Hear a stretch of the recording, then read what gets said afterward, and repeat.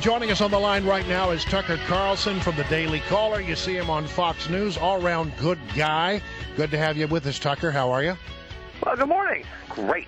All right, so I was watching Fox News this weekend because I wanted to see this Benghazi special, where three security contractors who were there defending, their job was really to defend the CIA annex.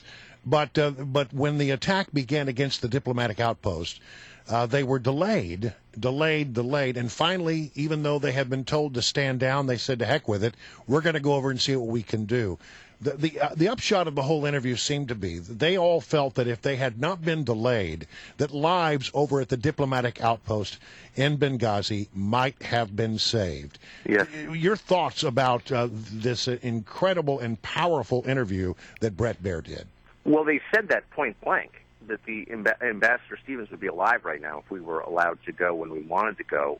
You very rarely, as you know, you've been in the news business longer than I have, do you get an actual smoking gun where a primary participant in a news story, not a bystander or a pundit, says, I was there, I saw it, this is what happened, and then that's corroborated by four other guys who were with him.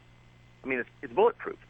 And this is, I mean, I was shocked by it. I always thought there was something really rotten at the court of Benghazi, but this proves it.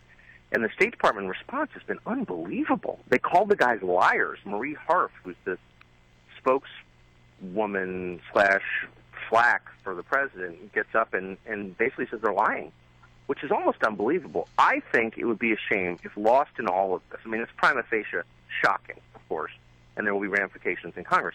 But I think it would be really a shame if lost in all of this is the more basic question, which is, why was the CIA there in such force in the first place? And why did they delay action? We know why, to keep their presence there hidden. They didn't want to reveal the fact they were there. What were they doing there? Well, it turns out it looks like they were there moving Gaddafi's weapons stockpiles to Syria to hand over to people opposing Assad. The people opposing Assad, I'm not defending Assad, but a lot of them are full-on lunatics, and a lot of them are ISIS. Yeah. I mean, that's where ISIS came from. So has the Obama administration been arming radicals who and wound up morphing into ISIS? Yes, the answer is yes.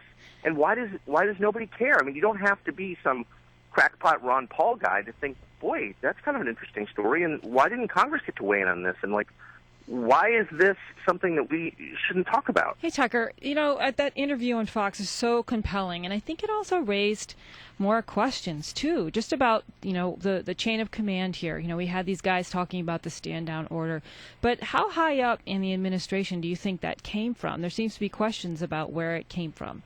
Well, I mean, of course, I don't know the answer specifically where it came from. I mean, presumably it came from the top. It's a big deal. An ambassador was killed. So the head of the agency, that would be the Secretary of State, would be in control, it seems to me, of the aftermath. Why wouldn't she be? Of course she would be. But again, their behavior is the behavior of people with something big to hide. And I think the key to all of this is what they were doing there in the first place. How many people had heard of Benghazi, Libya, before this happened? Like 1 in a million. It was not well known to Americans. The fact that we had dozens of CIA operations officers there, I mean, that's just, there's something big going on. And again, I think if the administration was moving weapons from Gaddafi's stockpiles to Islamic crazies in Syria, the Congress ought to have a say in that, and this ought to be a scandal. And again, the last thing I'll say, I think I'm the only person who seems to care about this, and I'm not sure why. And I'm not crazy, I don't think. I think it's a big deal.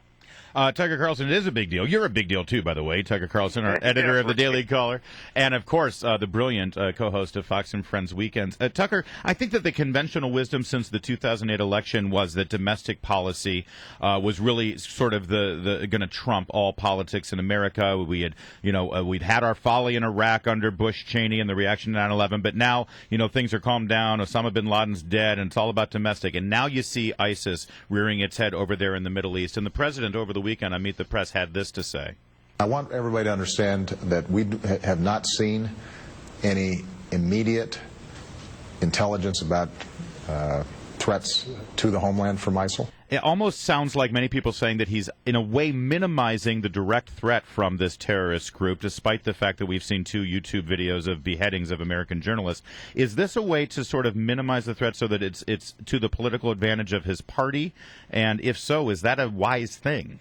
Of course, it's always political. I mean, well, by the way, we're in a midterm election season, so that shouldn't surprise anybody. He initially called them junior varsity. I mean, this is part. They don't want ISIS to be a big deal. And honestly, who knows where this is going? I mean, ISIS may turn out to be the flavor of the month among terror groups. Maybe they'll disappear next month.